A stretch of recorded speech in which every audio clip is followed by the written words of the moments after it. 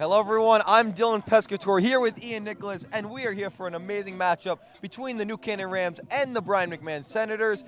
Ian, we have a big matchup on our hands, and I want to start off with the coach who came from Brien McMahon, and now he's at New Canaan, A.J. Albano, D-backs coach now for New Canaan. And Ian, can you just let us know about his background?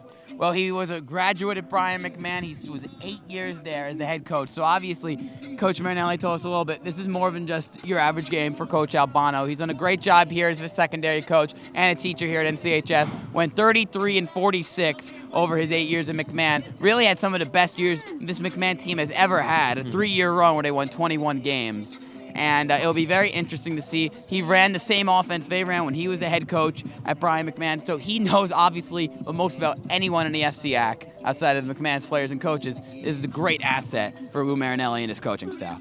Awesome, Ian. And I want to just point out, we have a little injury report. Drew Guida, senior co-captain on this New Canaan Rams defense, will be in tonight for the Rams. Ian, this is a leader on defense, a player that young defensive players look towards when when the defense is a little bit out of control. They're going to go to him to lock stuff down. Ian, can you just talk about how Drew brings this new identity to this defense?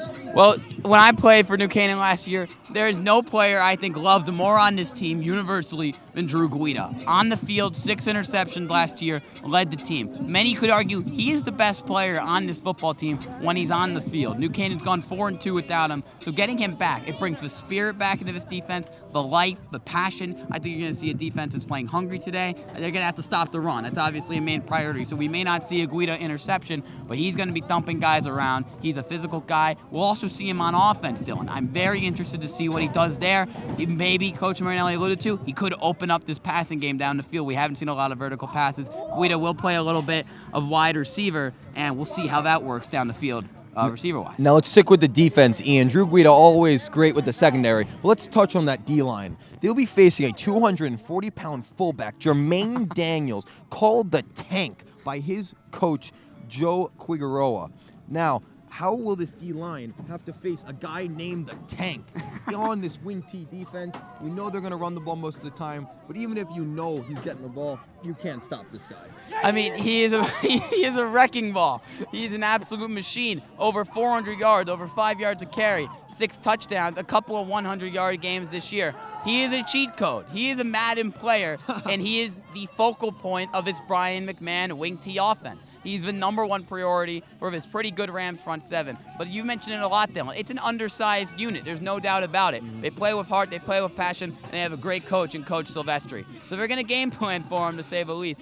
You're not going to be able to eliminate him, but he's going to get tired quickly. And if you slow him down early, that's huge for this defense. Now, Ian, as a former offensive lineman yourself, former player, how would you attack Jermaine Daniels if you were on the offensive line? What kind of strategy can you use as he will be on that defensive end position on defense? On defense, very interesting. You know, he's a guy who plays linebacker. It's crazy to think that a guy who's 240, 50 pounds is playing linebacker. Insane. He is almost a bit invisible because you wouldn't think he's that good in coverage, but he's really good spying the quarterback there. I can see he's got great instincts because he is an offensive player. Absolutely. So he knows how offense works. He sees what's happening. He has the ability to read QBs over the middle. Pine's got to look out for him. Thank you, Ian. And now we will go to the booth. We'll see you guys soon. This is Rams Senators. Game starts at 7. We'll see you soon.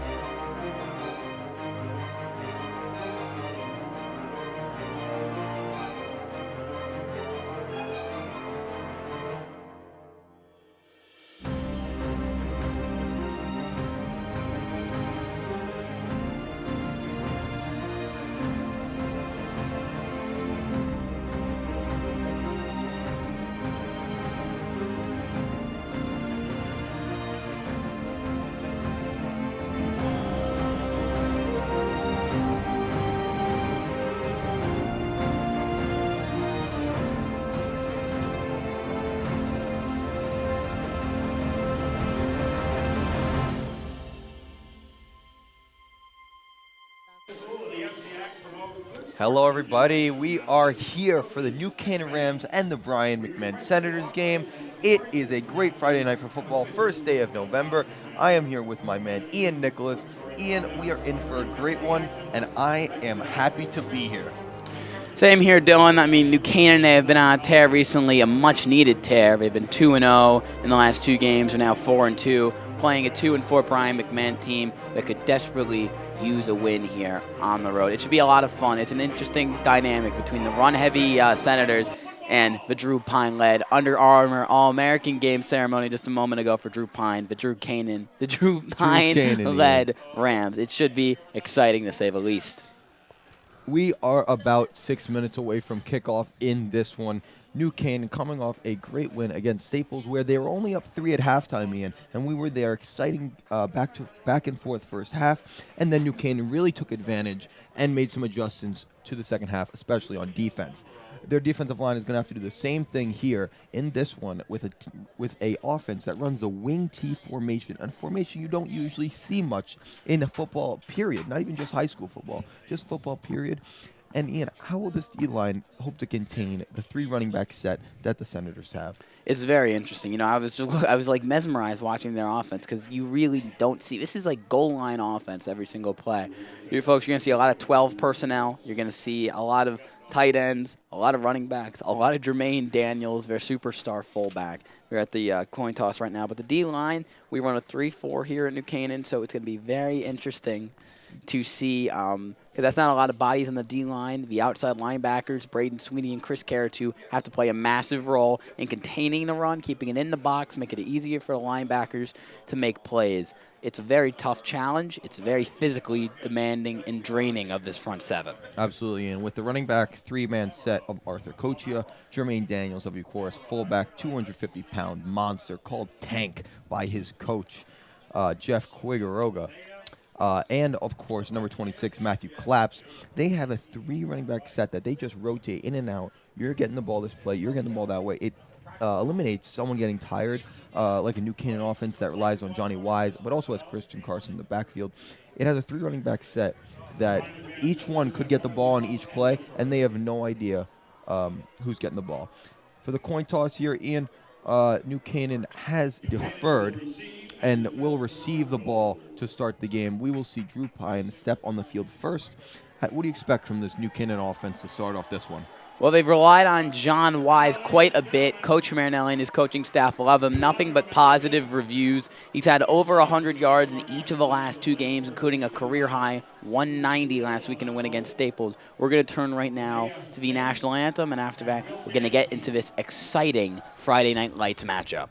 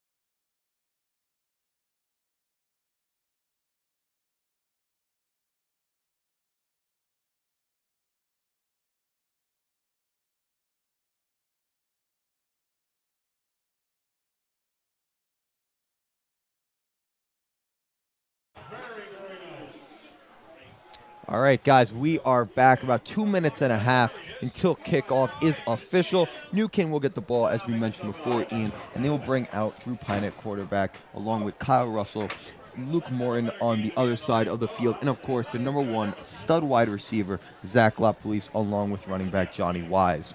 Now, we saw more of a run approach offense to the Staples game in last week, where we saw a lot of read option from Pine and Wise, going between Pine running to the outside and Wise busting up the middle for big gains. Do we expect the same thing here against a big defensive line that the Senators have? Or maybe they want to go outside, more like a pitch plays, maybe stick with that read option, but maybe Pine keeps a little bit more. What do you expect from this Rams offense against such a big D-line in the Senators? It's interesting. They're not as big as you think, Dylan. I think they're going to run the ball a heck of a lot. I mean, you really don't want to showcase the best things you have in this offense and Drew Pine vertically against teams where you might not necessarily need to do so. I think this 3-game stretch at home, they're going to rely on the hot hand of Johnny Wise. I don't see a reason why they would revert from the run-heavy approach. It's working fantastically. Again, against some really good competition last week against Staples, it worked to perfection. Johnny Wise ran that offense last week, and Zach LaPolice, obviously, terrific. Also, watch out for Drew Guida. 6 weeks, he was out with a collarbone injury. He's back. He'll have a huge impact. And we're off. McMahon kicks the ball. It's a high kick, caught by New Canaan at the 25. Sweeney now makes a move to the inside, reaches the 35, and is brought down at about the 37-yard line. That was number 16, Christian Sweeney, who returns. He plays running back, wide receiver, and he plays a little bit of cornerback as well. Real dual threat player, and now we will see the New Canaan offense. Now, Ian, the New Canaan offense is highlighted by Pine, Wise, and LaPolice, the big names. But you want to mention number 56 on the offensive line, Ian? Jack Hines is making his first career start at right guard tonight. Teddy DeClue out with a concussion. So Jaden Consborn moves in the center, and it will be Jack Hines. Nothing but praise from him, from Coach Marinelli at right guard. Pine takes a snap, looks left, throws left deep to Sweeney, and it's out of his reach. A post to the outside to Sweeney there, and he just missed it off the fingertips. That was a little bit of a miscommunication. I think that could have been a better placed ball from Drew, but also a pretty catchable ball from Christian Sweeney. That's just timing. That's just practice reps. You got to remember, Christian Sweeney's new to this receiver thing. He's such a versatile threat. 17 catches for $148 and a touchdown on the year. So much talent with him. We'll see him get involved later down the line today. Pine here with Wise to his left. He hands it off to him, and he goes right up the middle, trying to fight for extra yardage, but he will be brought down. Gain of about 1, Ian. The Senators are going to have to do a lot more of that today to keep themselves in this one. If they can stop the run, it will force Drew to really put the game on his shoulders. And even though Drew is a superstar player, hasn't had the greatest year so far, they haven't really clicked offensively just yet. If they can stop the run like that, up the middle, those 3 big D linemen, that's huge for the Senators. We have a 3rd and 9 here for the Rams on their own 40. Trips left here as Pine has Wise to his right. In the shotgun, Pine looks left, steps up. Now he's getting pressured. Now turns around, flips the field, looks to run for it, looking downfield, and he'll take off, looking for the first, but he will not get it. About 3 yards short there. Great job by Pine to make something out of the offensive line breaking down. 3 guys in his face, flips the field, and gets close to the first down, but not quite. That was a really great play from this front 7. The defensive coordinator, that was a special play. That was number 58, Omar Partida, the senior, at the D-line stunt. He wraps around. We like to call that the butterfly. I am not good at stunning. I was never good at stunning. That was really well executed. Left guard never saw him coming. Pine had to run out of the pocket. Great run, as you mentioned, but that's a 3 and out. New Canaan will now punt. Punt is up. It is a high kick. McMahon calls for the fair catch. The ball drops, and New Canaan will recover it at the 23. The Senators will take over at their own 23, as we said, and we will have Patrick Coulter, quarterback for the Senators, along with the main man, the superstar, 250-pound fullback, Jermaine Daniels, Ian. This man is a tank, called by his coach, Jeff Quariga, and this man will not go down without a fight on every single play. It seems like even if you get a hand on him, he's still getting those 4 extra yards. I mean, 6.5 yards per carry for a 240-pound fullback is something pretty much unheard of. This offense is literally the Jermaine Daniels show. 69 carries on the year. Might tire a little quickly, but he's averaging 75 yards a game. And we have a flag already for false start. That is not how you want to start a game off, Ian. And it's interesting that he's such a great running back with an offensive line that when you watch him isn't that big. So if you're not big, you have to win with discipline. You have to win with technique. And there was no discipline on that false start. That's not how you want to set the tone for your offense. We see the wing T approach here by the McMahon Senators, approach you don't really see much. We have a man in motion, and now Daniels will get the ball to the outside. He runs to the outside, gets a few yards, and is brought down after a fight of about 7 yards there by Daniels. A player we do not see run inside much, outside, he runs outside. He shows off some speedy, and he is not some slow guy. He gets going. He is extremely fast, not just for a guy his size, but in general. When you watch him run, he doesn't look too fast, but he's a great outside zone runner. He is really a complete running back. And we saw him catching passes in pregame warm-ups. He looks smooth there, too. Another run up the middle that is brought down by New Canaan. We will see if they get the first. I think he's going to be just short. But you see an offense that doesn't use a lot of different formations in the wing T. We're going to rely on these little quick flips, quick fakes. You know, Patrick Coulter hasn't put up superstar numbers this year at all, but execution in this wing T offense, especially with fakes and being able to sell play action and sell run fakes, is huge. Coulter, I see he is a master of this offense. He knows how it runs. We see him going over his coach there to get the play. They did give the first down to the Senators here, so they will get a fresh set of downs at their own 33-yard line. We want to point out number 4, Drew Guida, who is on the field for his first set of the season on defense. A run here to Claps. Claps gets a few yards and then brought down at about the 40. When you look at these numbers for the McMahon offense, it's crazy. They have 1,000 yards on the ground, 132.9 rushing yards. Through the air, just 160. Matt Claps, 228 rushing yards on the ground. He's the second part of that three-man committee, and an interesting player who will get a lot of touches in this game. The three-man committee you're speaking of, Ian, is Jermaine Daniels, of course, Matthew Claps, the sophomore, and senior Arthur Cochia, who's number 2. We'll see all three of them get the ball in this one. All of them over 100 yards on the year rushing. Cochia in motion, falls down. Coulter takes it himself, tries to get anything he can, but is not brought down by this New Canaan defense. That was Chris Caratu on the tackle. Just unlucky there by Cochia falling down. Ian, what did you see on that play? I don't know what I saw, to be honest. They were putting a man in motion. I saw it in pregame. It was maybe a little bit of a jet sweep or an end around, and the guy slipped. So I don't know if that was going to be a fake to him. I think Cochia just had to abort. I think that might have been a give, and in the end, his guy slipped, and he just tucked it and ran. That did not look like a designed play in the slightest. Definitely not. 3rd and 13 is going to force the Senators to at least think of passing, which is not something they usually do. Only 39 attempts this year. They have Cochia in motion again here. They give it to Daniels on a pitch, who runs up the middle, fights his way, but is tackled down by the New Canaan defense. That was number 33. Matthew Benevento, a great outside linebacker, also plays a little bit of running back, Ian, but is a dual sport athlete, also plays baseball, but is stuck on the football field, and he makes a great tackle on a guy who's way bigger than him in Daniels, who will also kick here for the Senators. Benevento got his first sack on the year last year and started a game earlier in the year. High snap, Daniels drops it, tries to make anything, he drops it again. Coach tries to pick it up, it's a fight on the ground. New Canaan says they have it. It does not mean it will be a turnover on downs anyway. And it is New Canaan ball inside the Senators' 20. What a mistake.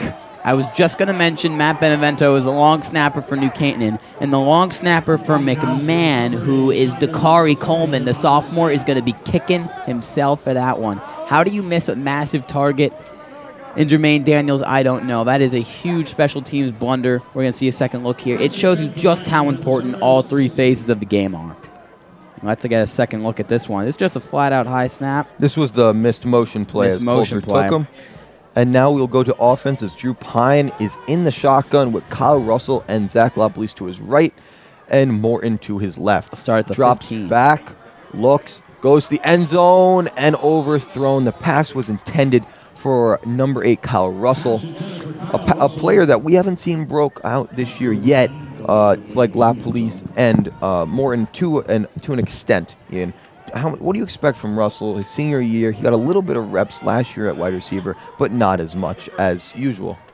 He's the third leading receiver on this team. I love seeing them going vertical right now. He's got a lot of talent. Pine goes, hurry up, but there is a flag, and the ref says false start. They were trying to expose the McMahon defense not being ready. Russell was wide open on the right, looking for an easy touchdown, but the offensive line couldn't get in communication. Yeah, they were looking to pull there. Whenever you're pulling as an offensive lineman, and even though we're not the fastest athletes in the world, you want to get a jump start. That's where false start stemmed from. That left side of the line was looking to pull, and they got caught a bit early.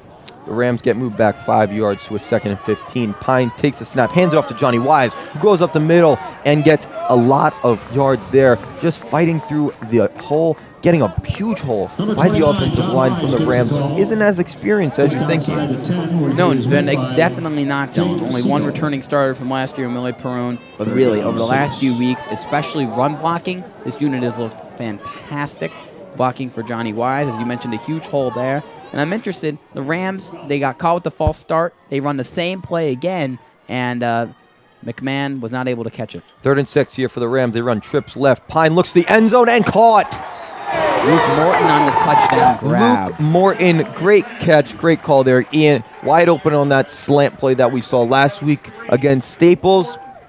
The Rams are up 6-0 now. Great find by Pine. Hits him right in the breadbasket, and the Rams are off to a fast start. That's exactly what you want to see. Johnny Wise opens up so many opportunities for this Rams offense. Once you get the run game going, it softens up the linebackers, or they have to play closer. That slant becomes a lot easier to complete, a lot of cushion for Luke Morton on that one. Here comes Radman for the kick to make it a 7-0 game. And he hits it, and now we'll take one more look at that touchdown. Let's look at it here. That's just simple man-to-man, and you see LaPolice runs a little 5-yard hitch, which catches number 6 for McMahon. Patrick Coulter looks like he's playing both ways, and it catches him deep. He's stuck. Wide open is Luke Morton, who just exposes really great one-on-one matchup there. Morton, who's been quiet all year, really takes advantage and makes a great play, great route. We'll see how the Senators respond here from that quick strike offense from the Rams. The Senators, they had some momentum there, Ian, but that false start really hurt them, brought them back, and especially at a team that doesn't pass much and can't gain yardage, can't gain large gains of yards at a time. It's more of a ground and pound, 3 downs at a time type of team with the wing T offense. We'll see how they respond. Penalties are more than just a numbers game. They're a momentum game, and they're a emotion game. You get a penalty, you can brush it off as best you can, but that's going to stick in your mind, and it's going to stick with you all on that drive. Radman kicks it, picked up by Kochia at his own 15, tries to make a move, and is brought down at the 31 by the Rams special teams unit. And the thing about this wing T offense, as we saw on that 3rd and long, is once you back them up for an offense that only has passed the ball 39 times this year, it has ended that with 1 touchdown, 6 interceptions, and a 13 quarterback rating. You're going to back your 3rd and long, there's not a lot of options. But we saw when Jermaine Daniels sets you up well on 1st down, that really expands the playbook. But when it's 3rd and long, this offense can't really do a lot. So they have to get off to a fast start here. Definitely, and that 1st down is crucial to how the rest of the drive will be going. Daniels takes up the middle, fights his way. A gang tackle of Rams is fought to brought him down at the 29. And he will gain at about 3 yards there. It will set up a 2nd and 7 for the Senators. You see the Senators are coming out with a lot of this 12 personnel, which means they're going to have their one fullback or running back in the backfield, and Jermaine Daniels or any of the other 3. A lot of tight ends close to the line of scrimmage, and occasionally you'll see that one receiver split out wide. It's essentially a goal line offense for their entire offense with a little bit of motion sprinkled in there. If you like old school football, this is the offense you want to watch. Kochia in motion. Coulter takes a snap. He's looking to pass. Daniels was open. That's intercepted. And it's picked off. Picked off by the Rams in a crazy situation. That's Jack Finnegan. And that is co-captain Jack Finnegan, middle linebacker, who manned up on Daniels there. Bad throw by Coulter behind Daniels, takes advantage, and the Rams are in great field position to start this drive. This is why this offense might not pass the ball a whole lot. You see they try to take advantage with the play fake. We're going to get a second look with the play fake and the rollout to try to catch the Rams D off guard, but they've been doing their study. Let's see. They put him in motion. That doesn't fake the Rams defense. Play fake, and this is why Jack Finnegan is a linebacker. Even though he's not linebacker size, Dylan, he's so athletic. You see Coach Marinelli say all the time, he's flying around everywhere. Few linebackers have the ability to play man-to-man like that and make a play on the ball, even when trailing behind a receiver. That is why this new age of linebackers are getting smaller and quicker. Definitely, and that was the 7th pass intercepted from Coulter. Here's a pass to Sweeney over the middle by Pine. He's fighting his way for extra yards, and he's down at the Senators' 5-yard line. Christian Sweeney found again over the middle on a slant. 6'3", a basketball player, a former quarterback, and a former running back. That is a combination for being a terrific player after the catch. He is a physical guy. He will never go down. He's a mismatch nightmare, to say the least, for any defense. This run game is working for the Rams, but also it opens up the pass game, Ian, as you said before. The Rams will go trips right here with Wise to Pine's right. Pine drops back, looks corner, the end zone caught. Zach LaPolice for the touchdown.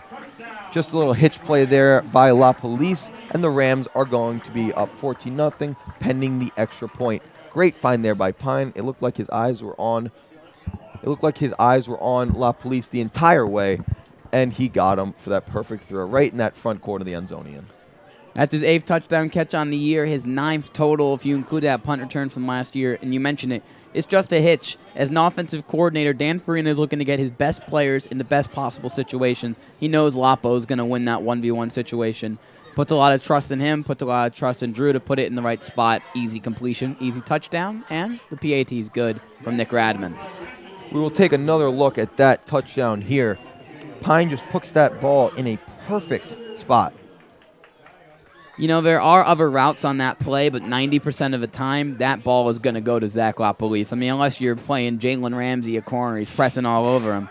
That's an easy completion for any offense, and it's a simple play. You never need to overthink it sometimes when you're in the red zone. We've seen the slant there by LaPolice earlier in the game and last year, as we'll take another look here at the interception.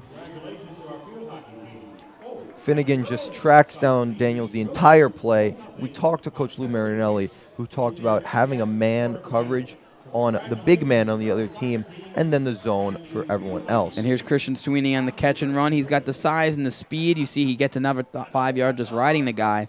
You see if on trips left, they isolate Lapo. And Lapo isn't the biggest guy, but he can get physical, just jams right off his guy, creates a separation. He's great at creating separation short and over the middle. And, yeah, we talked to Marinelli about that.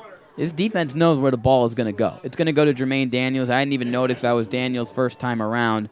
Solid play fake, but the Rams have watched film. They know where the ball is going. Finnegan knew where the ball was going. That's an easy read. They were not caught off guard by that quick motion from Kokia. Here's Radman to kick it back off to the Senators. Kokia looks to catch it. He does at his own 17-yard line, makes a move to the outside, and is tackled by the Rams special team unit. That was number 2, Jack Finnegan, on special teams, bringing him down at about the 25-yard line. Hence flying around everywhere. He's a selfless player. There's a reason that when Drew Guida went down, they named him a co-captain. Everyone loves Jack. He is selfless, as I just said. He will play special teams because he can fly. You look at him, he looks like a guy who should be playing in the secondary. But in the end, he's a guy who can run, dart down the field, has the athleticism to make plays in the open field like that, as we saw in that interception earlier. And leads the team in tackles. We see how the Senators will respond here, being down 14-0 early in this first quarter, about 5 minutes left. Coulter under center. Man in motion is collapsed. They give it to Daniels, who runs up the middle and gets about 2 to 3 yards on that one. The frustrating part for this new Canaan Rams defense tonight is going to be, as I mentioned, it's going to be Jermaine Daniels who's getting the ball a lot, but he's just so big and so fast. There's not really, this is a smaller defense. You can't really do a whole lot. You can get him quickly, but regardless, he's going to get 3-4 yards on pretty much every play, no matter how you play him. The Senators' offense approach is to beat down the opponent's defense until they can't anymore with Jermaine Daniels and their other running backs. But when you're down 14-0, Ian, can't really beat them down anymore. Here comes Daniels once again on the carry. Rams tackle him after about a 2-yard gain.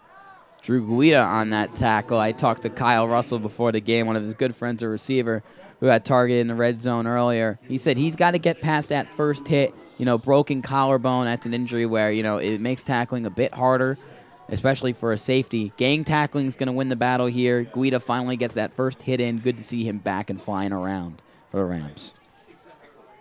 Guy who led the team with 6 interceptions last year, beloved by all. This team was devastated when he went down. But they get him back at a critical moment where they need every win they can get to make it back to the state playoffs. 3rd and 5 here for the Senators. We'll see how they approach this one. Rams. Man in motion. Back to Daniels. And he is brought down well short of the first down. 3 straight plays to Daniels there, Ian. How do we adjust? How did they adjust to the Rams defense when they're getting stopped by their play? Their play is to give it to Daniels, try to get as many yards as possible, and it's just not working right now. You got to get the big 3 more involved. You have to get those 2 other running backs, Kokia and Claps, more involved because you're making yourself in an offense that is extremely predictable. The same play, even more predictable. You need to get Daniels those other guys back to involved. punt. Another high snap. He tries to carry them himself. He goes to the outside, uses his moves, and he gets the first down, and he's out of bounds. What speed there by Daniels to turn another high snap into a first down for the Senators in a play that might even jumpstart their offense. I think I was jinxed, Dylan, because I said this offense was predictable. That was unpredictable. I don't know if that was designed or not. It was a little high. Jermaine Daniels knows he's a great runner, and he just uses his instincts on that one. If it was a design play, great guts. We're going to get a second look at that one.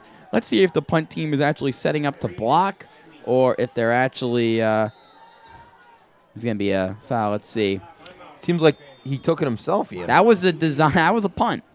And it was just a little high yet again. Got his hands on it. And we said, he's not the fastest guy, but he can move at 250 pounds. Half those yardage came after contact.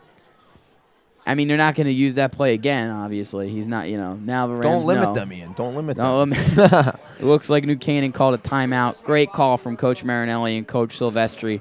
A defensive unit that's been terrific this year, giving up just around 17 points a game. Coach Sly has been here really ever since his great days as a superstar running back, holds all the Rams' major rushing records, and he's been with this team as a coach for around a decade now, defensive coordinator and assistant head coach. He has to game plan, obviously, for Jermaine Daniels. So. Coach Lou Marinelli told us that even the New Canaan Rams, ran the wing T offense when he was here at the high school as a student athlete. Coulter back to pass, looks right, throws right, and he cannot find his receiver, which was number 2, Arthur Cochia. Pass was a little bit overthrown. Harry Apel on the coverage. Got rave reviews from him as Coach Marinelli said he was coming along. He's done very well on the back end, filling in for guys like Canet and Guida. And it's good to see them pass the ball. I was surprised. I thought there was a little pushing and shoving there, but no foul on, no flag, I should say, on Apel. Solid play fake. You have to get the pass game more involved if you want to get back in this game. Running the ball every single play is not going to get you out of a 14-0 deficit anytime soon. Daniels in the backfield. Another motion play here by Claps. Coulter does a toss here to Cochia, who looks to go, and there's a flag down, and the ball's out. The ball is out. New Canaan says they have it. We will wait for the official word, pending a flag as well. I'm going to say that's instantly. And New Canaan says they have it, but we will wait for the flag. Of course. That was a terrific shot. We're going to get a replay of that, obviously. It was on the offense, which means that will be declined. And New Canaan has the ball again. Another turnover here by the Senators that really they can't afford, Ian. They can't. Giving this dynamic Rams offense, who's now averaging over 30 points a game this year, the ball at the 35-yard line is unacceptable. That was a terrific hit. We're going to get a second look. We're going to see just what rammed his head into that one. That was a really great play. You see the motion. It's the pitch. They give it to Cochia, and that is, I believe, Walker Swindell. Number 2, Ian. I think that was Jack Finnegan, no? It is Jack Finnegan, player of the game. We should have made that prediction earlier on. That's just a clean tackle. Gets the hand in there. That's the best way to get a Here's forced fumble. Pine, drops back, goes deep downfield, looking and catching. Wow. Drew Guida. Guida. Welcome back to New Canaan football at the 37-yard strike, Dylan. I know at the bottom of that dog pile, Drew Guida feels good. This is the play he needed to reestablish himself as a superstar on this team. And finally, we see a pass that goes down the field. The Notre Dame quarterback proves, hey, I've got the arm. What else can you expect from a guy coming back from a broken collarbone as he does a little dance move with the offensive coordinator there? Radman on to kick the extra point, but Ian, first game back. They're just looking to warm him up. Coach Lou Marinelli said he'll have some limits, and he just goes out and gets a quick, 37-yard receiving touchdown. Amazing catch. No big deal. He's warm, all right. But you got to say, we're going to get a second look at that. That was a fantastic ball from Drew Pine. That pass reminds people who Drew Pine really is. This is double covered. Not a lot of quarterbacks can complete this. 9 out of 10 times, that's a pick. Drops it right in the bucket. It's either the turf or Drew Guida that comes up with it. Great adjustment from Guida, a guy who doesn't play a whole lot of offense, but we talked to Marinelli, and he said, quote, he will open things up for us on offense. When we asked him, will we see more vertical passing game? That is the literal definition of how to open up an offense. An underrated athlete, a superstar player. I said it 100 times last year. The Swiss Army knife for this Rams team just got even better. He looks like he's been on the field all year. I mean, we questioned throughout the season so far if Drew Pine is going to really come out and throw the ball down the field, if that was the approach the Rams wanted to take this year, and they couldn't. They couldn't because of injuries and other factors, including Johnny Wise being a great running back. But now with Guida back, they could use that type of offense in their playbook. And this receiving core finally looks complete with LaPolice, Morton, Guida, and Sweeney. You finally have a healthy unit that can do things at different levels of the field. Cochia receives the ball at 15. He looks to flip the field, makes a move, and had a lane, but tackled quickly by the Rams special teams unit. Radman's lucky that one didn't go out of bounds. It took a favorable bounce inbounds and ended up actually being a really great kickoff. Cochia did not have much room to do anything with that one. Tackle there by Dean Ciencio, who will stay on the field as cornerback, of course. The Senators' offense starts at their own 20. Not favorable field position, Ian, especially when you're down 3 scores. What do you expect from this offense now, especially when they've been kicked in the teeth the past few drives? Well, I'd say they're going to pass the ball more, but this is a team that's going to stick to the run game, and they're going to stick to their guys in the backfield even after the fumble. They really have no choice. This is their offense. This is what they're going to do all game. But maybe you see a couple trick plays, maybe a couple big plays here or there to get some momentum. Here's a handoff to Claps. Looks to go outside, then cuts back inside. Tackle there by the Rams. In the middle of that was number 40, Henry Cannon. Yeah, I like that. It was a little end around and pretty good execution. Gets a couple of yards. You're going to need more plays like that. It can't just be straight zone and slam gives to Jermaine Daniels. You have to spice it up here to catch the Rams defense off guard. Show them something they haven't seen on film. That's how you get a big play here. 2-yard gain there by Claps, and Coulter is back under center. Motion here by Cochia outside. They look to go to Daniels back up the middle. Fake there by Cochia, and Daniels fights his way to the 26-yard line, leaving them at about a 3rd and 4. Walker Swindell and Chris Caratu on the tackle. Caratu had 5 sacks last week, Dylan. He set the New Canaan high school record for most sacks in a game, a record previously held by Zach Allen, who's now an NFL player with the Arizona Cardinals, and Garrett Braden, a freshman now at Rice University and a Rams legend who graduated last year. Caratu now 11 sacks on the year. I always ask him how many he thinks he's going to get a game. He says he's only going to get 1 this game because they run the ball a lot. Hopefully it comes true. Cochia in motion once again. Handoff to Daniels. Is the ball out? The ball is out again. Refs officially confirmed. Rams have it again. Daniel lets the ball go. A little bit of confusion there as no one really knew where the ball was. New Canaan picks it up. And once again, another turnover by the Senators' offense, Ian. Daniels, I believe on the carry, has only fumbled the ball once all year. This is a team that's fumbled the ball 6 times in 6 games. They've already committed 3 turnovers on 3 drives here. I think he went for the leap. That's always a risky move because you expose the ball, and I think it just flew out. Junior Henry Cannon on the recovery there. 4 wide set with Pine. He will throw it across the middle, but dropped. That's an RPO right there. Good execution all the way up until the catch. That's a very catchable ball. Need to come up with that one. I believe that was Luke Morton. It's actually Christian Sweeney, number 16, who they've looked to on the inside slant a lot this game, Ian. He's still raw and inexperienced wide receiver, but he's going to get the looks to get him up to speed. We saw it on that first touchdown drive. He's got the explosion. Across the middle here, Lapo takes the ball to the outside, goes down the sideline, and is tackled. Zach LaPolice does not stop. We've seen that play time and time again. The little shovel pass across the middle that gets him going, running to the outside. Big gain there by LaPolice. Ian, I mean, that's just their play. The Rams use it perfectly. The jet sweep, they only use it once a game to never give it away. Defenses know. They'll tell coaches, it's going to happen. Be prepared. But you never know. Zach LaPolice is so quick, very hard to stop. Pine looks to the outside to Morton now, who fights his way. He's looking to get to the end zone, but he is just short at about the 2. Morton's a guy who draws rave reviews in practice, but really we haven't seen a whole lot of it on the field this year. Again, just that quick hitch play, let your receiver create for himself after the catch. Nice little spin move. Gets him all the way to the 3-yard line with a minute left in the quarter. We've seen a more passing offense here by the Rams, which has really been not their cup of tea this year. Carson to Pine's left to right. Another play here, another shovel pass to the outside, and he is in. That's Christian Sweeney with the touchdown. From a drop to a touchdown. Great job. That is officially a passing touchdown by Pine. I knew that because of fantasy football, Ian.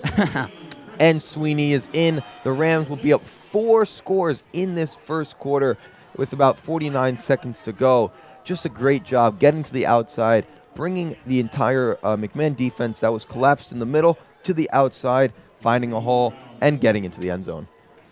Well, those offensive woes look like woes no longer. 28 points in this first quarter alone, pending the Nick Radman extra point. Just make it easy for Drew Pine. You know, he had to go all superstar golden boy on that last touchdown pass to Drew Guida. This time, make it easy. Quick completions, in and out of the hands, jet sweeps, quick hitches. Even that play dropped by Sweeney. Just a quick RPO slant, and then you cap it off with another jet sweep, this time from Sweeney. We're going to get a recap of the drive. Just 49 seconds left in quarter number 1. Here we see the quick flip to Lapo. He's gotten a touchdown off of this and a couple of other big gains. Saw it in Staples last week. We've seen it every week. Then get the RPO. And great rack opportunity there from Luke Morton. And it's capped off by, as you mentioned, the quick flip to Christian Sweeney. He is super fast. This is a guy who has the ability to make it sideline to sideline as a runner. I guess you could say an east-west kind of guy. He's not afraid to get physical, but when you talk about acceleration, at 6'3", it's a great combination. And when you have a guy like Wise complimenting Sweeney, someone who wants to go inside with Wise and someone who wants to go outside with Sweeney. It's crazy. We talk so much about Johnny Wise, but we just completely forgot Drew's thrown 4 touchdown passes already. That's amazing. It's only the first quarter. Woes no longer for Drew Pine. Only 9 touchdown passes through the first 6 compared to 6 interceptions, and now 4 TD passes here today. He has looked as crisp as ever. 40 seconds here left in the first for the Senators offense to get any momentum at all. They've been stifled all day by this Rams defense, especially the turnovers that have been hurting them, Ian. Do you expect some type of passing game here? Maybe, I don't know, maybe some type of switching up here by the Senators? Because what they're using right now is not working. Do I expect a switching up? I would say don't expect as drastic a switch as you think, but obviously Coach Jeff Quiroga and the rest of his staff have to start pushing the ball down the field.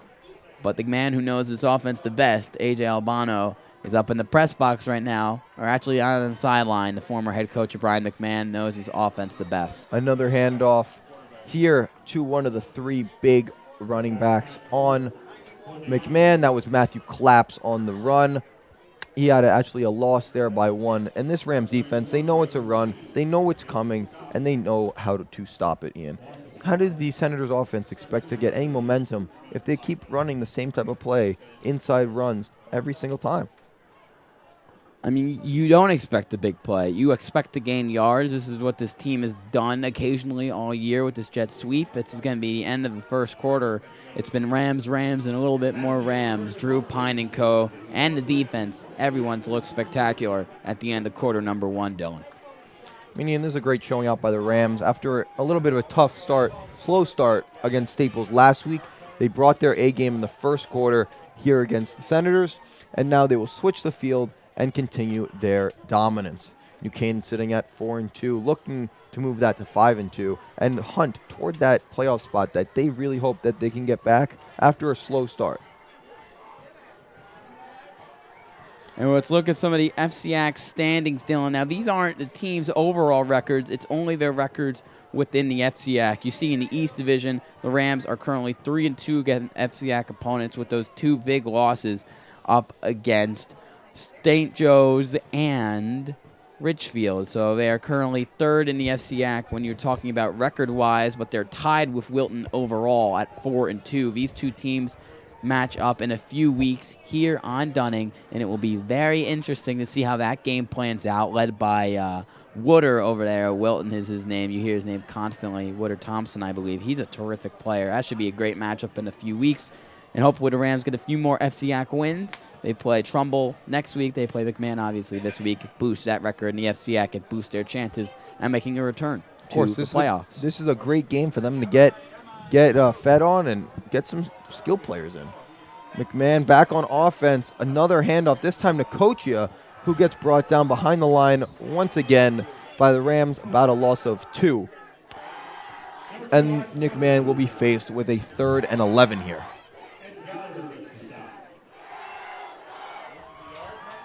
You know, this McMahon offense doesn't rely on the big play when you run with this kind of offense, but you do hope to get at least 3 to 4 yards on every play. When you move backwards, as I mentioned earlier, it sets yourself up with a very limited playbook for Patrick Coulter and this offense. Definitely, and you have Coulter, who doesn't have much experience throwing the ball, and that's because of that wing T offense, which hasn't worked so far this season for McMahon. But Coach Jeff Trigroga will continue to run it. Here's a pass by Coulter, who looks to go downfield, is swarmed by Rams defenders, but gets out of it somehow. Now looks to change field and is brought down. What a play there by the Rams defense. That was number 5, Nick Giglio, chasing down Coulter all across his little travel and journey across the field, getting away from Rams defenders. But Giglio did catch up to him and got him before that first down marker. And we have Daniels out to punt. That's going to go as about a gain of 6 or 7, but he ran at least 20 or 30 yards on that one. It's a 7-yard gain officially. It sets up another punt here. You have to give credit to Coulter, making something out of nothing. But Daniel, that's a high kick, Ian. Fair catch called for. Unfavorable bounce, though. It's going to pin him at the 44, 43-yard line. Received there by the Senators. The Rams will have another favorable offensive field position spot here to put even more points on the board and maybe even make it a 5-score game in the first half, Ian. There's still 10 minutes left in this second quarter. Daniels with this high punt. We see the run play here by Coulter, who just evades every defender in his path. And Giglio keeps with him and finally tackles him. But, I mean, he is fighting his way, and he's trying to stay alive. That's the same pass concept we saw earlier with the rollout that the Jack Finnegan interception came off of. It's smart because you avoid pressure, but when there's nothing open immediately, there's not a lot of options. Coulter had no choice but to take off, use his legs. Here's Pine, trips right here for the Rams, goes deep downfield, caught by number 8, Russell. Russell fights his way, gets a block, tries to keep fighting, facing 4 McMahon defenders. Russell, amazing catch, even better throw by Pine there. And this is a guy that I called out for not being involved in the offense, and Drew Pine and co. are proving me wrong, Ian. That's a 38-yard laser down the field, and I am so excited. Finally, the Rams open up the vertical pass game, and Drew Pine looks like he's in his element. They're running hurry up here. Look for more. Try to draw him off sides, but McMahon stays disciplined, knows it's coming. Pine looks the audible from coaches. Trips left here, same formation. Throw it to Sweeney in the flat. Sweeney tries to make a move, but great tackle there by number 4, Schneider Savior, there for McMahon. If he doesn't make that tackle there, it's 35-0 Rams, Ian. That is a great call, Dylan. That is a great play call from Dan Farina. RPO, fake it to Hayden Shin. Get your great, big, fast playmaker, Christian Sweeney, in space. If Salver doesn't make that tackle, it's 35-0 Rams. You're exactly right. But I like the call, even though it only picks up 4 yards. Pine takes the snap, fake hand up to Shin, throw over the middle of La Police. A great catch by him on a ball that was a little bit in front of him, but he makes the catch, gets a few more yards on the slide in the turf, and now they are set up at the 8-yard line. That was such a good ball. I'm pretty sure it sent Zach LaPolice back a few yards. Drew Pine just absolutely lasers that one in there. And LaPolice has some of the surest hands in the FCAC. Great catch over the middle. Finally, we're seeing that talented arm because the good news tonight. Pine takes a snap, looks to get away from centers, defenders, and does, of course. He's in. It's too easy, Ian. It's all about instinct. Quarterback Drew Pine runs it in from the 8. On the year, and he can see the field. He has eyes on the back of his head. I mean, on that play, he doesn't see anything open for a second, but what he does see is open turf to the left. Absolutely just ditches everything, relies on that 4.7 speed. I like the, it was in, that could have gone very wrong very quickly, but I like his intensity on that one. He knew where he wanted to go with that. Strong decision and strong result. It's like he has a sixth sense, Ian, yes, just to know when is the defenders coming at me and where to go when they do. Radman makes it a 35-0 game right now with 8:52 left in half. Number 2, as Pine has accounted for all 5 of the Rams' touchdowns. This is just too easy. He's very good at getting out of the pocket. He is so fast at turning it from pass play to a run play. He's very good at turning his shoulder around and seeing the field extremely well when he's on the move. That's just instincts right there from Drew Pine. He's in his element right now. You can feel it. You could feel this offense was working through the kinks. But with Drew Guida back, the vertical pass game opens up so much for your offense. We haven't even talked a lot about Johnny Wise. This is the new Canaan offense we are used to seeing in the last 3 years, and they're putting up the results. Ian, this is the perfect game to open up that offense as well. It's not a game where it's a crazy, high-talented game like a Ridgefield or a St. Joe's. You know what McMahon's coming at you with, and you know how to adjust. And this is a game to get, as I said, get hungry on, get some skill players in, especially Guida, and just get this offense rolling again. Kickoff Coach here, caught at the 20, looks to flip the field, looks to find a hole, anything at all, cannot, and the special teams unit brings him down at about the 26 of the Senators. The Rams have forced now, I believe, 4 straight turnovers. There was the punt, a pair of fumbles, and the interception. You have to give credit to Drew Pine and the offense, but this defense, who's been really great all year long, has been terrific right now as well. They are just stopping McMahon in every way possible. It's outstanding what a fully healthy defense can do for your team. Absolutely, Ian. This Rams defense does not look to stop either. They are looking to put a 0 on the board for the Senators offense and keep the shutout alive. Coulter under center here. Kocha in motion. Handoff to Daniels. He fights his way, looking to get more yards, and he gets about a 5-yard gain, just fighting his way through the middle there, Ian. The Rams know what's coming. They close in on him, but he's a massive guy with wheels and has a very hard combination to get to the ground. I've talked to players. I'm like, how are you going to approach tackling this kind of force? Could go for the legs was a response I got a lot. But even then, he's got great contact balance as a runner. He's able to put his hand in the turf and keep rumbling down the field even after a guy gets to his legs. It's going to set up 2nd and 4 after the 6-yard run from the star fullback. And they'll give it to him here. Another handoff to Daniels, and he fights his way. He looks to get the first down, and he does. One of the first downs we've seen here for McMahon in a while. Daniels just pounding his way past the first down marker, and it will set them up with a new pair of downs as the chains move. You know, and I talked to Matt Rigione, a guy who's going up against Daniels one-on-one today. He's running right at Rigione, and he told me today, as you said, go for the legs, but he really didn't have an answer for me when I asked him, what are you going to do when a 250-pound man is running at you? He just said, hope for the best. Oh, my gosh. One of the more underrated players in the FCAC. He's such a talent. A toss out here to Kochia, who looks to find a way, and he does for about 5 yards. That's a great play call. The ball came out, but the refs do rule him he was down. Butterfingers right now. They got to hold on to that ball, but I really like the play call. That's the same set they've ran all game long. Defense is thinking Daniels, Daniels, Daniels, and then they pitch it out, and great blocking on the perimeter. It's going to be a pickup of 5 to the 45. New Canaan bomb squad letting the offense of Senators be heard. A handoff here to Kochia again, and he fights his way past the first down marker. That was number 4, Schneider Savior, who made that great tackle on the pass drive.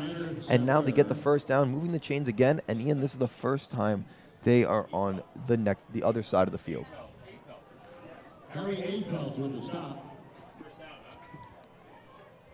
Play gets the first down for the Senators. Senators now on the New Canaan Rams side of the field, looking to put any points they can up on the board. We have number 9, John Major, out to the right. Another handoff to Daniels. Fake toss. He is just busting his way through any hole he could find. And he gets about a 3-yard gain at now the Rams' 45-yard line.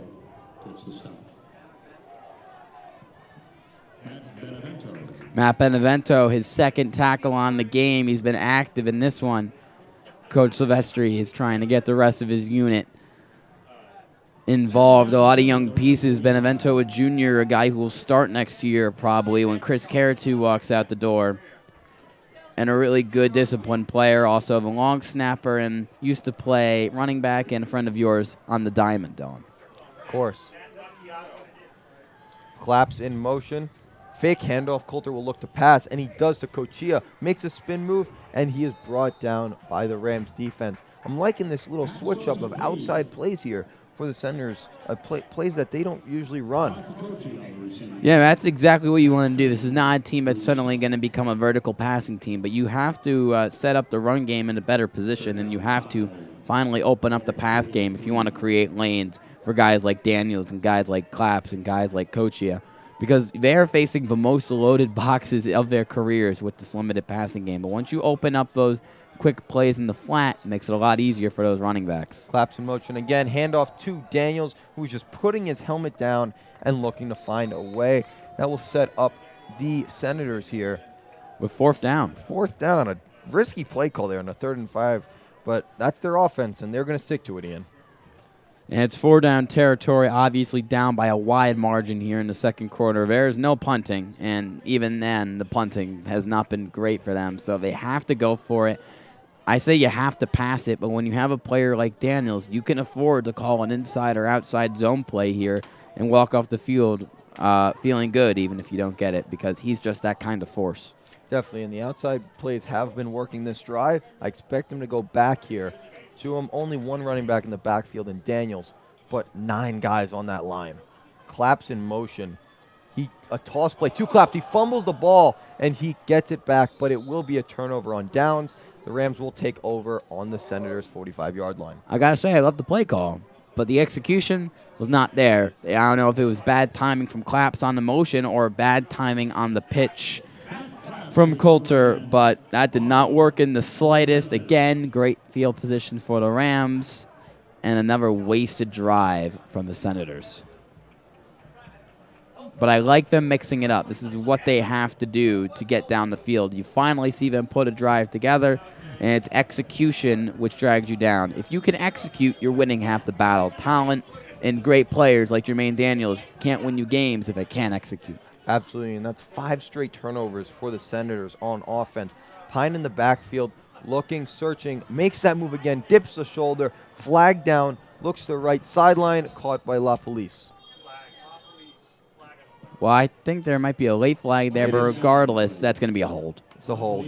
We'll bring it back. Great play by Pine is negated by the flag of holding on the offensive line. A unit that really has to communicate and has to get better throughout this year, and they have.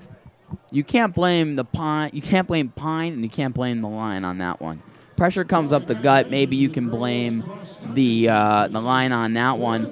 But Pine is such a superstar player outside the pocket. He makes these plays off balance, on the move, extending plays. You hear names like Russell Wilson and Aaron Rodgers. Not saying Drew Pine's that kind of player, but what I am saying is he has great instincts, great connection with Zach LaPolice, easy completion. But the O-line, you can't blame them. They don't know where he is when you can't see the guy. Trips left here for the Rams. Pine takes the snap, handoff to Wise, who is bottled up by the Senators' defense, and more importantly, Jermaine Daniels. His second run on the game. That's crazy to think. This is a guy who's getting 20 carries a game in each of the last 2 games. A workhorse to say the least, something you don't see a whole lot in FCAC football anymore outside of maybe Jaden Sheridan up in St. Joe's.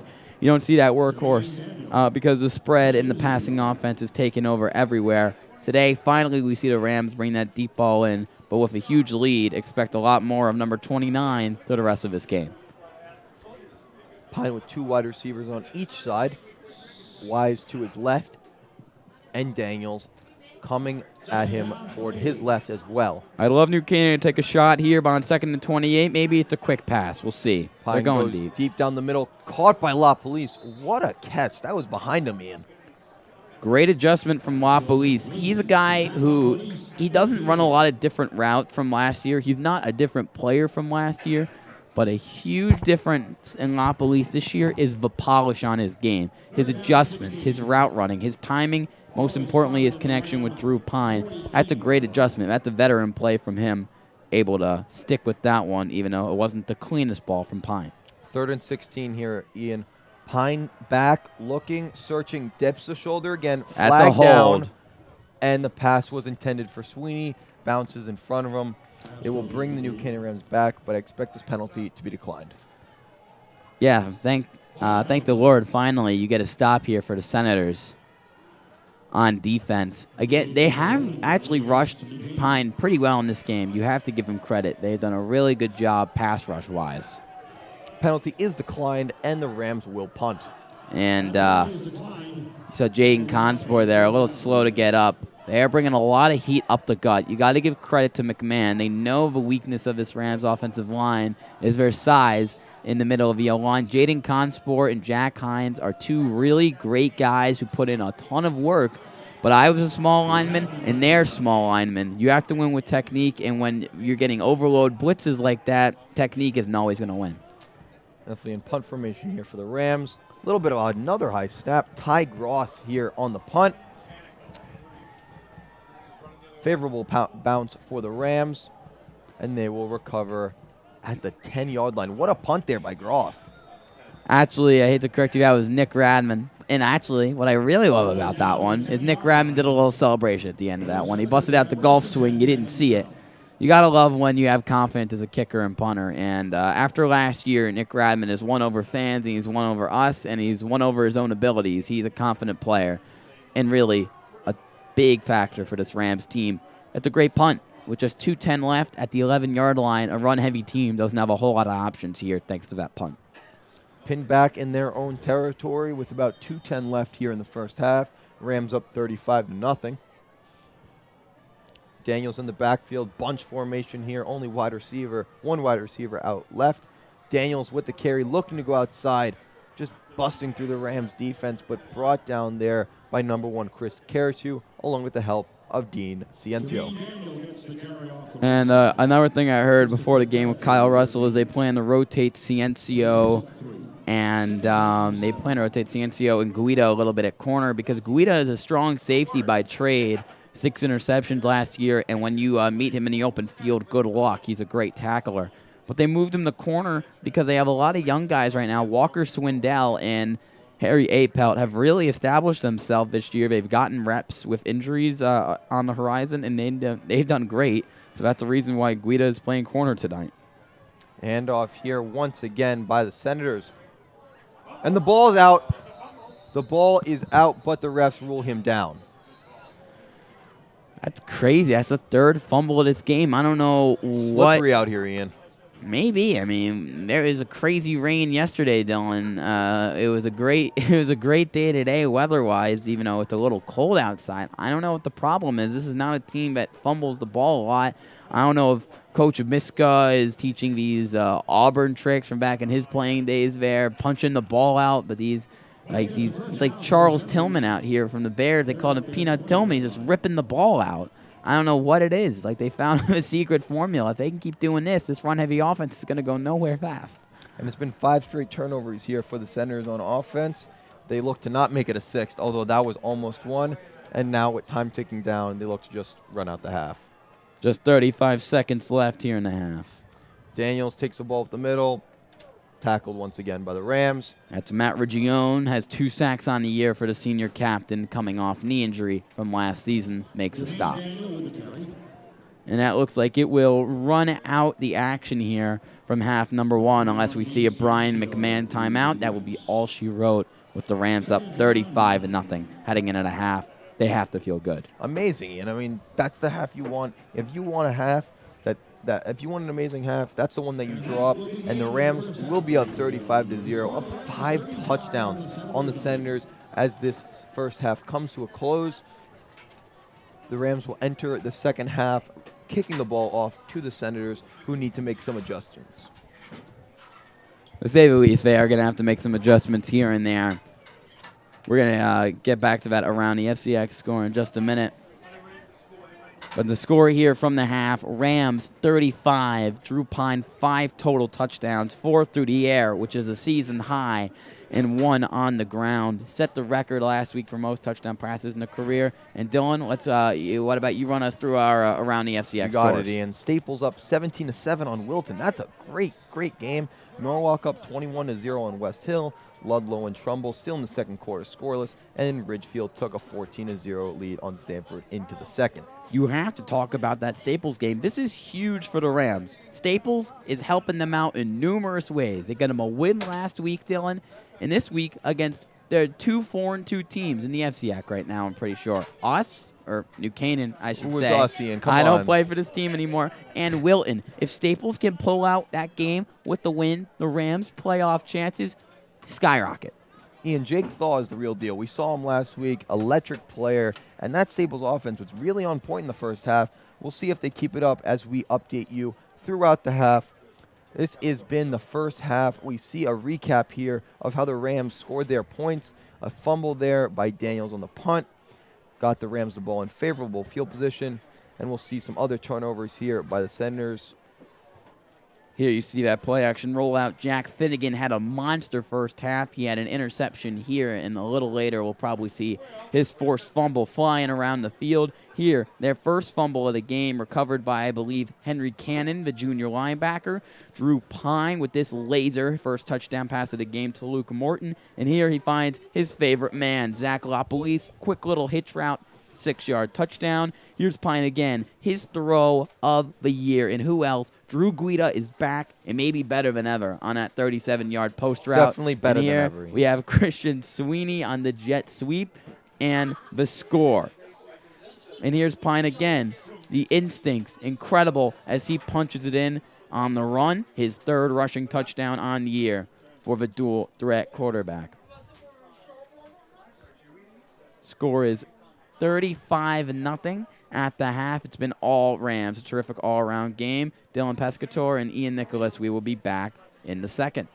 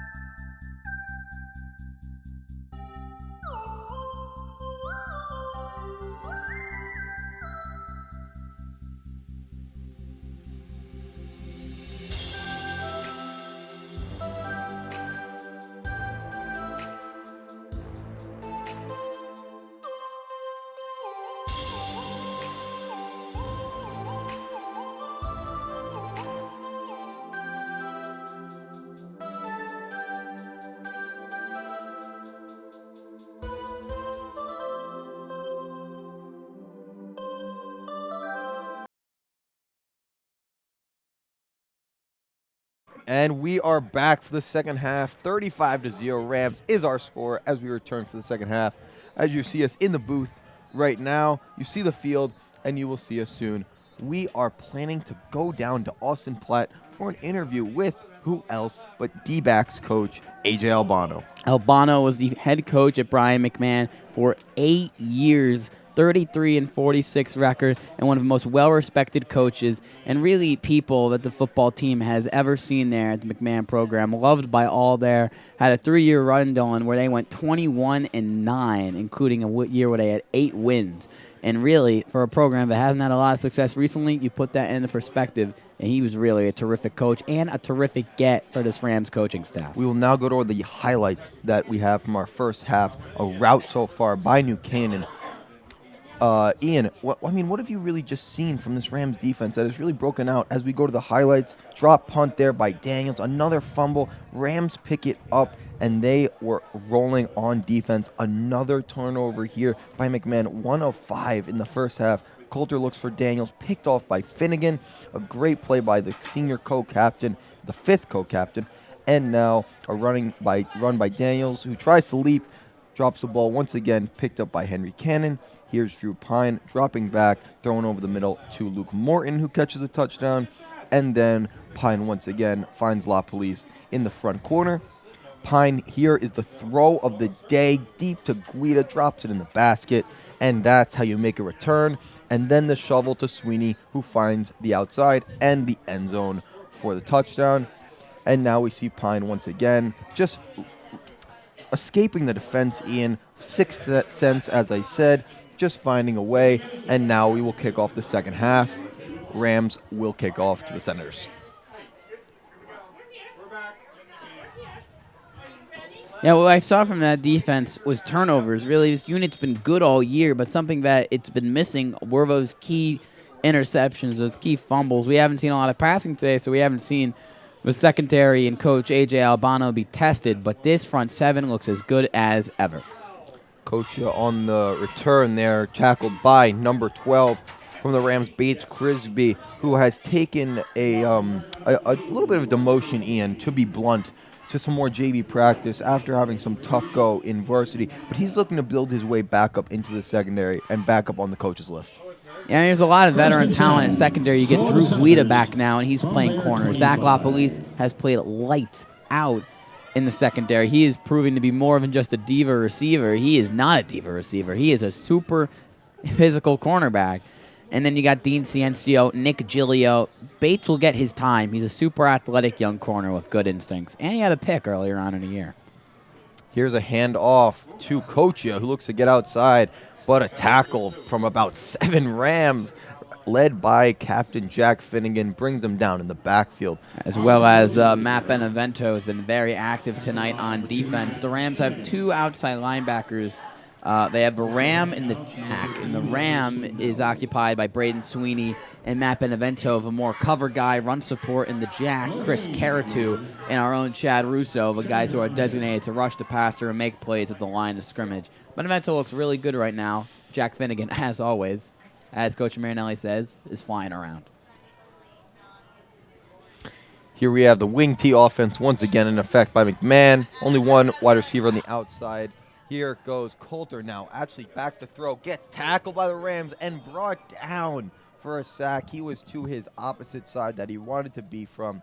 And another sack there by Finnegan, who, once again, Ian, I don't want to keep using the same phrase, but he is flying around. You know, you see this new age of football where the linebackers get thinner and thinner, faster and faster. You see safeties all the time who maybe aren't the best cover guys that get converted to linebacker. You see, Finnegan was never a safety, but he has those safety-like skills to really, he is a great tackler, takes great angles, and, you know, more often than not, is going to be involved on really every defensive play. 3rd and 20 here for the Senators. Really, there's not a play in their playbook that they can really go to that we've seen so far. Just another pass here by Coulter, who looks to go deep down the field, throws it over the middle, catch by Kochia, their first pass completion of the day. He's tackled at the 25, which will set them up with better position for the punt team to come out. And who else but Drew Guida to finish him off on that tackle. Guida, I'm not sure if he was in primary coverage on that one, but regardless, he makes the play before the sticks. Great field awareness from the veteran. And I'm impressed what I saw by Coulter there. They finally let him roll out to his right hand. We've seen a lot of rollouts to his left, which is very detrimental to a right-handed quarterback. But when he goes to that right, he can make plays, and he did just there. I expect more of that as the game goes on. But we see Daniels back here to punt, but he wants a timeout. Interesting. I don't know if I've ever seen a punter call a timeout, Well, but I also don't know if we've ever seen a punter who's a 255-pound tank at running back. Running back, defensive end, and now punter. He plays 3 sides of the ball. And this guy, Daniels, I mean, he's so impressive, but the offense that they run really, it can't really show off his abilities, Ian. Well, actually, they give him plenty of chances to show off his abilities, but I think the problem is everyone knows it's going to be him with the ball. If you put him on any really maybe a more futuristic offense in the FCAC, I think you see a much more efficient player, which is scary because he already averages 6.5 yards a carry. Daniels back to punt. Great punt there. La Police will just let it roll, and picked up by McMahon at the Rams' 38-yard line, Ian. Great punt there by Daniels. Yeah, La Police was probably yelling danger, danger down there. You don't want to feel those kinds of punts. He had a fumble on a kickoff return 2 weeks ago in their win against Fairfield Ward. And, he knows he has to stay away from that ball. It's not worth the extra 5 to 10 yards he could potentially get off the punt return. Absolutely, and especially in a 35-0 game like this one is. I wanted to point out how great the offensive line has been, Ian, especially with Jaden Conspor having to rotate in, along with Jack Hines, who we spoke with Coach Lou Marinelli. It's his first varsity start, a guy that's worked hard through all 4 years of high school, and he's finally getting his opportunity to play. And what a first half for Drew Pines. We say it yet again, 4 touchdown passes, no interceptions, and the rushing score. Season high on touchdown passes, now 13 on the year for the senior. Run up the middle by Wise, breaks free and is tackled down, wrapped down by the Senators. About an 8-yard gain there by Wise, who really will not stop. He just runs up the middle, to the right, to the left, and he just speeds past defenders, and he always falls forward, Ian. That's what I've noticed, but with John Wise's running style. Great contact balance, great ability to bust through guys and get extra yardage. 485 rushing yards and 11 rushing touchdowns heading into the game. The workhorse, to say the least, but really not tonight. Another handoff to Wise. He's finally getting that work now, and he gets the first. Tackle there by number 87, Brien Ehlers, who is talked about by Jeff Quiroga before the season as a guy they look to depend on this defensive secondary. Always great to see players in the secondary coming up and making plays in the run game. Wise didn't get a whole lot of run there. An undersized defensive end in Ehlers makes a really good play. Pine takes a high snap, looks right for the wide receiver screen. That's going to be an incompletion. Incompletion, of course, as the ball hit the ground. Pass was intended to Kyle Russell. That was a little bit of a low ball from Drew Pine. Cannot blame Kyle Russell on that one. Tried to make as good as an adjustment as he could. And those are the plays that this Rams offense you saw a lot from earlier on in the year. The quick screens, just get the ball in and out of Pine's hands. But tonight, we've really let them see it, rip it with their veteran quarterback. Here comes the shovel play again. La Police makes a move to the inside, tries to fight for that first down yardage, but he will not get it. That will set the Rams up with a 3rd and 4. We've seen that shovel play time and time again work. The Senators finally caught on that time. Well, he was still able to gain 4 or 5 yards on it. He usually tries to cut it to the outside, use the boundary to his advantage. This time tries to cut it inside. Still picks up a solid gain of 6 yards, sets him up with a much more manageable 3rd and 4. Need to get to the 41 for a first. Pine in the shotgun, trips right, looks right, throws to Morton, who gets the first, makes a move, and gets to the 30. Great juke there by Morton around number 11, Kervins Jerome, on the Senators' defense, a junior, actually. And Morton just juked him out of his shoes and got those extra 2 to 3 yards, which sets the Rams up at the Senators' 30-yard line. I'm really surprised Senators didn't see that coming. They go trips right again. That's the same play they ran in the end zone to Morton and the touchdown pass to La Police earlier in this one. run up the middle here for the Rams. And a great stop there by number 40 for the Senators. That was Jeffrey Cochia, not to be confused with his brother Arthur. Nope. But he is also a senior and a guy that they look to, a little bit undersized on the line, but he can really make an impact. Yeah, I mean, when you play interior defensive line, you obviously want to have a big player, but also if you win technique and you get low enough, you can start at the varsity level.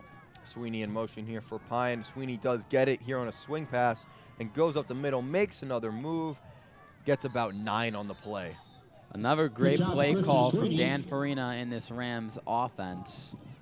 Very reminiscent of that play that they ran last week with that touchdown, or not touchdown throw, but that great throw down the sideline. Christian Sweeney on that trick play. And we have an injury here, Ian. For the Senators, obviously a defense that's been rampaged all game. You don't want to see that. We'll actually go back to us now, Ian, in the booth, and we'll talk about really how this New Canaan defense has transitioned from the Staples game last week, actually, parted from a quarterback that likes to run and throw the ball to a team that's strictly run in the wing T offense. Well, obviously, this is going to be a once in every 2 seasons kind of defensive game plan for a week when you match up against Brien McMahon. You're not going to see a offense like this very often. But it's an interesting test for this defense. It's going to make this run defense a lot better down the line. You can stop the run, makes it a lot easier for your back end. Definitely, and when you stop the run against this team, you have nothing else to worry about because their pass game is very limited.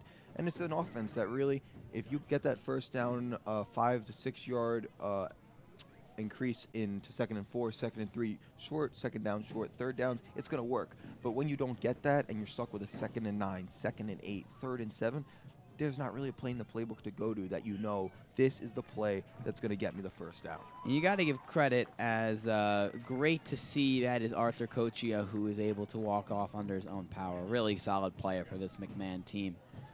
But as we mentioned earlier, Dylan, if you don't get yardage early with this wing T offense, it backs you up and it doesn't put you in a great situation. I was almost stunned, but you're extremely right. They completed 1 pass all game long. That was just for 12 completed pass on the season. You don't see that anymore. This is old school football, and it's gotten them a couple wins this year, but against the Rams, it's not working. Pine looks to the right to Russell, makes a move down the sideline, and is brought down here by number 11 on the center. That is Kervin Jerome once again. Russell has really become a great impact in this offense. We haven't seen him much this year, but against the Senators, he's been a force. Second leading receiver on this team, but he only has 163 yards and a touchdown. We've been waiting for that second receiver to really emerge. Is it Russell? Is it Sweeney? Is it Morton? We don't get an answer. We just get a great answer, which is they've all been productive tonight. Pine in the backfield, trips left here with Sweeney in the slot. Looking to the bench for an audible. Takes the high snap, fake handoff, throws to the end zone, and great play there by Jerome once again. The pressure was in Pine's face. A great blitz there by the Senators, and Pine just couldn't put that one on the mark in a tough situation. Yeah, that was Jeff Kokia. We were just talking about him a second ago. The undersized defensive lineman made a terrific play there to disrupt Drew Pine. That play, I could tell the receiver never really turned around for the ball in time. Pine had to rush it out. Great play from the Senators defensively. Pine once again, same formation, trips left. Wise blocks for him, and he finds Sweeney over the middle. Pine, 6 touchdowns total on the day, 5th passing, 1 rushing. Just an absolute amazing performance. Sweeney again, that is his 2nd touchdown on the day, going along with the shovel pass to the right. His 3rd on the day, 3 of 6 touchdowns for the Rams. Radman will look to make it number 42. This is a guy in Christian Sweeney who was a really great running back, Dylan, last year. And at the beginning of the year, you expected him to have a breakout year running back. Little would we know, as Nick Radman's on for the kick here, and he will nail it. Little did we know that he was going to transition to slot receiver and let Johnny Wise shine in the backfield. But we're going to get a replay of this. Just a quick RPO. This is a play the Rams run quite often, and even though Brien McMahon probably knows that it's coming, 6'3" player with superstar quickness, you can't guard him on a slant route. And Ian, I want to point out there, we know that it was a 35-0 game before that play, and you see John Wise, a running back who he's not taking the superstar title tonight. He's not had the ball much. He's been running great, but the passing game has really taken the star of the game here for the Rams. But he's blocking a defensive lineman here who's about to pound his quarterback when they're up 35-0. That just shows the chemistry that this team has and the ability to fight for each other. And it's execution, Dylan. That's a kind of RPO where it only takes a few seconds to execute, but if all 11 guys do their job, there's like an 100% chance that the play goes right. That's what those plays are designed to do. It gets your offense in momentum. They're quick rhythm plays when everyone executes. Even those little things like blocking when you're not getting the ball on the run are huge. Coach gets to about the 24 there, tackle there by number 21, Christian. Apologies, that is actually Dean Ciencio for the Rams, a guy that plays defense and special teams. He will stay on the field as well as the Senators offense gets back on the field with about 25 seconds here in the third quarter left. Clock continues to run, as that will probably be the last we see of this third quarter here, where the Rams continue to dominate in this one, looking for win number 5 on the year and hopefully their third straight.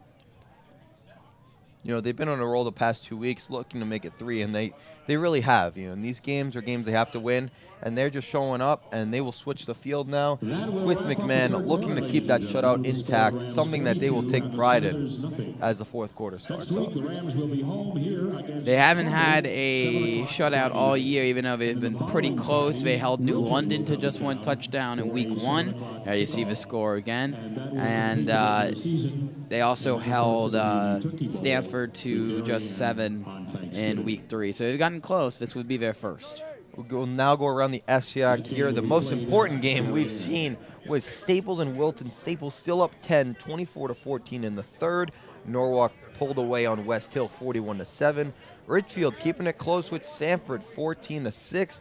And wow, that's a shootout. Ludlow and Trumbull, the final there being Ludlow taking it 39-27 over the team that New Canaan will play next weekend.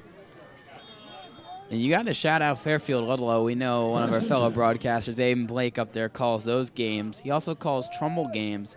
That program hasn't been good in years. So it's really interesting to see how they've really taken this absolute turnaround. And Dylan, didn't you make a bet with Aiden about how many games the Falcons would win this year? I might have made a bet with Aiden saying that they wouldn't win 7. I'm kind of sweating that one out, Ian, because that team is really putting up points on the board this year, something I didn't really expect from the Falcons. But Aiden was right, and we'll see if he gets his money at the end of the year. We will see. And Trumbull is going to come off another loss, and they're going to have a tough matchup here on Dunning next week. Here the ball is given to another running back for the Senators. Another running play stuffed by the Rams, something that they've just focused on all week, containing the run inside.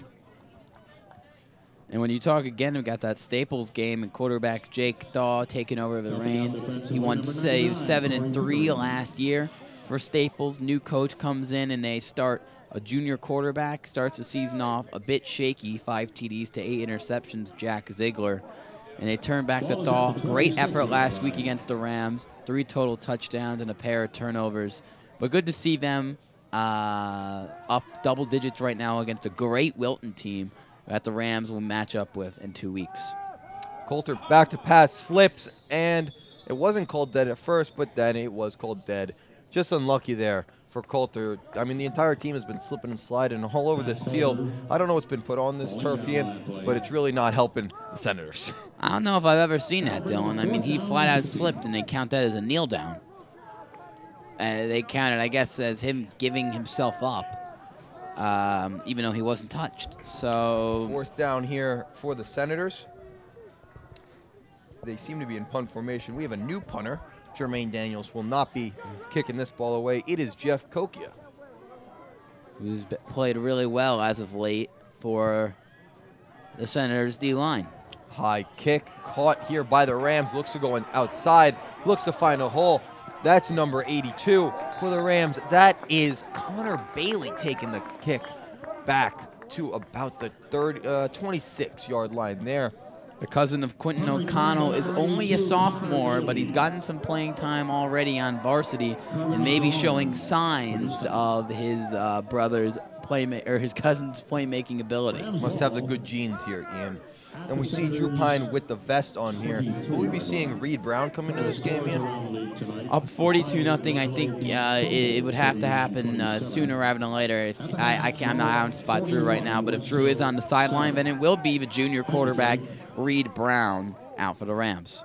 And yes, Drew does have the headset on. That's what the role Reed Brown, the junior, has taken this year. Reed hasn't gotten in a whole lot, but when he's gotten in, he's been terrific. 5 of 8, 113 yards, and a 75-yard touchdown pass in their loss to St. Joe's to Zach LaPolice. Brown hands it off here for the Rams, about a 2 to 3 yard gain. Now quarterbacking the Rams. It's going to be Christian Carson on the carry, another junior. Definitely, and that guy, Christian Carson, another dual sport athlete, also plays baseball with me on the diamond, of course. He had a huge impact in those earlier games this year, especially in the Stanford game. But with the reemergence of John Wise and, of course, Christian Sweeney at running back and Hayden Shin, his snaps have dropped considerably. Play action pass here for Brown. Threads the needle. Caught there by number 14, Maddox Underwood. Really great throw there by Brown. Dodges the block there by the Senators linebacker, and he just put it in the perfect spot. That's Underwood's third catch on the year. I'm in his chemistry class. I should be nailing that one. But they have great chemistry together as another Senator defender is down. Reed Brown and Maddox Underwood had a great connection in youth football on the 8th grade white team. And a quick RPO, we see Drew Pine and Zach LaPolice run it all the time, but we could see that Underwood to Brown connection a lot more next year, Dylan, when those two guys, Pine and Lapo, go off to college. Definitely, and let's bring it inside the booth once again, and we'll go over really just how this Rams offense has kicked off their start this week. You know, they had a slow start last week against Staples. They really kept that game close, Staples did, through thaw, but also their defense really getting pressure to Pine and Wise, stopping him on the run. But the Rams offense, they really wanted to make sure that they could get off to a fast start, and they did against McMahon. To say the least, yeah, fast start. It doesn't even show how well this offense was clicking. You know, every week it's a different storyline, this team. Beginning of the year, it was injuries. Middle of the season, it was big losses within the FCAC. There's injuries on defense, injuries on the back end. You know, Drew hasn't been great down the field. This, that. But something that remained constant, this team has never given up the faith, and now they're on a 3-game win streak. Underwood in the backfield. Read option. He takes it himself, and he gets tackled. A little bit of a miscommunication there with running back Carson. But he does pick up about 2 yards, making something out of a tough read there by Brown, someone who's learning the offense. I mean, he does get a ton of snaps as a starter on the JV team. The JV reps, although valuable, are never as valuable or 100% as valuable as varsity reps. So, you know, getting Reed on this field more and more and grooming him to be Drew Pine's successor, which will be no easy feat for him to live up to Pine's standards. But the more reps, the better. Brown back to pass. He hands it off to the running back. That is Shin. Shin looks for a hole, and he gets tackled at about the 9 for no gain. And Hayden Shin's brother, Owen, played here a few years ago. Was a great running back, top 20 in single-season rushing yards of over 900 yards one year for his team back in 2013, 2014. He currently plays lacrosse at Ohio Wesleyan. Just over 6 minutes left in this one. It sets them up with a 3rd and 6 here. They need to get to roughly the 4-ish for a first. Brown in the backfield hands it off to Carson, and he is bottled up. It will be 4th down and about 5 here. We'll see if the Rams just decide to kick this one, and maybe Nick Radman gets some reps as well. I don't think so. They're going to keep the offense on the field, and I like that decision. You have an extremely comfortable lead here in the fourth quarter. Put your quarterback, Reed Brown, in a pressure situation in a game where there's not a whole lot of pressure. Let's see what the young guy can do. Interesting formation here. Two-back set here for the Rams. Carson and Maddox Shin. Underwood, actually. Underwood, of course, the wide receiver. Carson takes it up the middle. He will not be getting the first down. Interesting play call. We haven't seen that formation yet by the Rams today, nor much throughout this season. Maybe something new they want to try out. Yeah, we haven't really seen that two-back set a whole lot, if really at all. I don't love a decision to run the ball there, even though you want to stay conservative. It's late in this game. Let Reed Brown rip it. Give him a chance to show off that arm in the red zone. But I like the decision to go for it on fourth down with 5 minutes and counting left in this game. Senators now in their own territory at their own 8.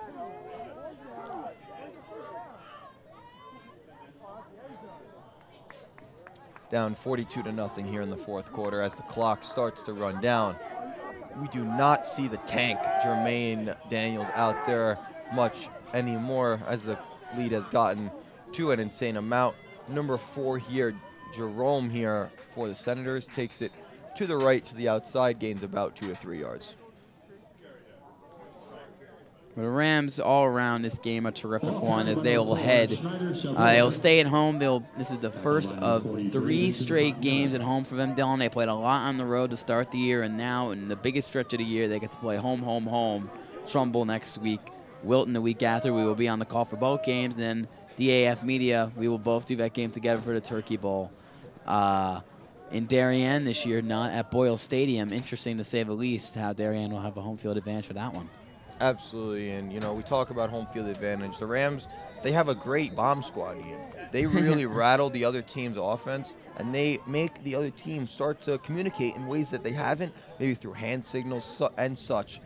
But home field advantage is important, and Darien having that and not being at a neutral site this year at Boyle Stadium, I feel will play a huge role, especially with Darien being at such a great advanced program as they have this year. They have had some losses, of course, through graduation, but their team has been amazing this year, and they had a great game against Greenwich last week.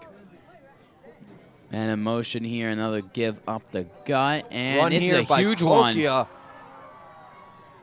Their biggest run of the day, and he's at the Senators' 48-yard line. That's the run they've been looking for all day, Ian. Number 40, Jeffrey Kocha.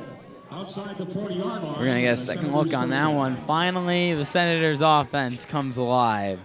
Gets them all the way up to the 48-yard line, I believe, on third down with just under 3 minutes left in this one. Meanwhile, for McMahon, their season, they have a tough matchup at home next week up against Richfield. Then they travel for Ward and finish with their Turkey Bowl against crosstown rival Norwalk. Here is Shaver as he gets wrapped up by number 12, Bates Grigsby, on the pitch. That is a loss of about 1, and will set the McMahon Senators up with about a 2nd and 12.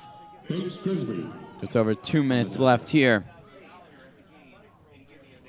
With a 42-0 lead for the Rams as they look to get their first shutout on the year. A defense that is giving up 17.33 points a game, far less if you don't include that St. Joe's game.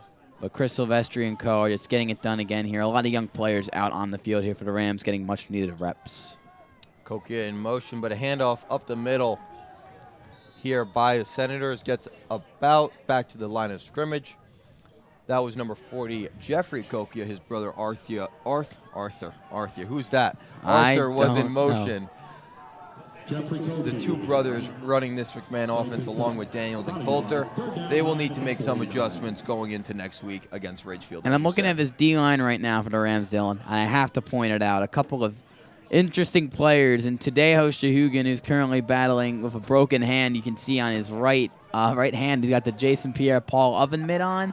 And then you got Bailey Williams, number 50. You're going to love this, Dylan. Do you know who ran scout team this week for the Rams at running back trying to simulate Jermaine Daniels? Ian, I couldn't kiss. It was Bailey Williams. Bailey Williams was and Jerome apparently Daniels. he did a terrific job. There's no joke about it. He ran through the whistle on most plays, brought that physical force, and last year he sprained my ankle, so it proves just how physical a player he is. That the senior D lineman was able to successfully run scout for the Rams this year. You know, a guy that's really going to fight through the whistle, as you said. He's going to give it all he has on every single play, along with, as we've seen, Justin Villanueva. But, of course, number 50, Billy Williams.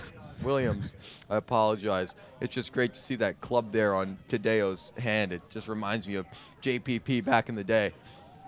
As Coulter drops back, looks to go deep to the sideline, and Coulter. That's going to be a PI. That's definitely PI. I mean, that's the definition of That's PI going to be on there. Bates Grigsby. You know, Grigsby. good young player, but 1v1 shot down the sideline. That was an overthrown ball. I don't really know why you dive for that one, but Bates Grigsby, very physical corner. 9 seconds here left. We will see if there will be a runoff. I doubt it, but the flag was thrown. And they decide that this game will be over. The Rams take this one 42-0, shutting out the Senators in just an absolute rout. The Rams will now be 5-2 on the year with their third straight win after a 2-2 start. Meanwhile, Brien McMahon will now drop to 2-5 after winning against Stanford last week. And we're going to dive, Dylan, you will dive into some of the games that we will see tomorrow in Connecticut. I mean, we saw some great ones tonight as we updated you around the FCX, and now we'll go into the games that will take place tomorrow, as Ward will take on St. Joe's Powerhouse in Connecticut. Darien will take on Danbury and Malachi Hopkins.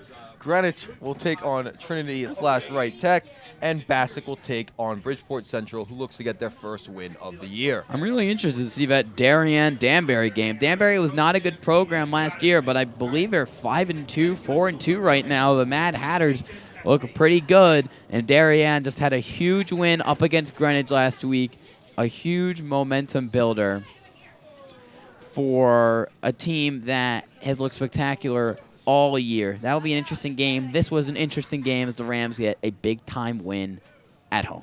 Definitely, and great performance by the Rams. That's just what they needed.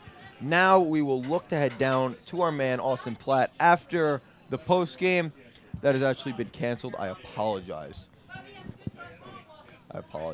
To our viewers. We want to thank you so much for tuning into this one on NCTV 78. We greatly appreciate it. Dylan, thank you so much. We want to thank Cortland Parrott, everyone behind the scenes, our two camera women on this one, our advisor, Mr. Sobolski, our athletic director, Jay Egan, Ian Nicholas, Dylan Pescator on the call. We will see you next week as the Trumbull Eagles will come into town to play the New Canaan Rams. But for now, final score, 42 Rams, nothing for Brien McMahon. 5-2 on the year is New Canaan. We'll see you next time.